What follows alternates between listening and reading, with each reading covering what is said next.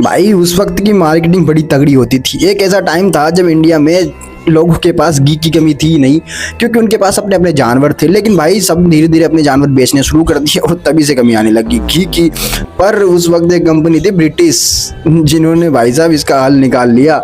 1930s का India, घर में खाना तभी अच्छा लगता था जब भाई साहब उसमें घी हो। लेकिन प्रॉब्लम ये थी नहीं, क्योंकि घी इतना महंगा था कि आम आदमी तो सिर्फ देख सकता था, खरीद तो पा ही नहीं रहा था ना।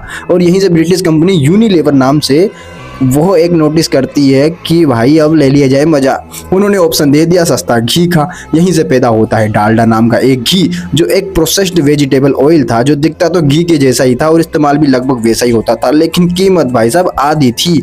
और यहाँ से गेम शुरू होता है। उस टाइम इंडिया में एड्स नए नए आए थे और डालडा में मार्केटिंग में तूफान ला दिया था। हर जगह सिनेमा एड्स पर, दुकानदार, फ्री सैंपल, हर जगह डालडा ही डालडा। और धीरे धीरे हालत ये हो गई कि घर की महिलाएं, हलवाई और चेफ तक सबको खाने में सिर्फ डालडा ही चाहिए होता था। लगभग 30 साल तक मार्केट में राज किया था उस वक्त इसने। वैसे अगर तुम्हें ऐसे हिडन बिजनेस स्टोरीज जानना है ना, तो सब्सक्राइब करना पड़ेगा ना भाई। लेकिन हर बड़ी कहानी में एक ट्विस्ट जरूर आता है। 1990 में अचानक एक अफवाह फैली कि डालडा में जानवरों की चर्बी फैलाई जाती है, मिलाई जाती है। तो भाई साहब यहीं से गेम उलट पलट गया, क्योंकि झूठ तो हो कुछ भी, पर भाई साहब खेल तो पलट गया ना।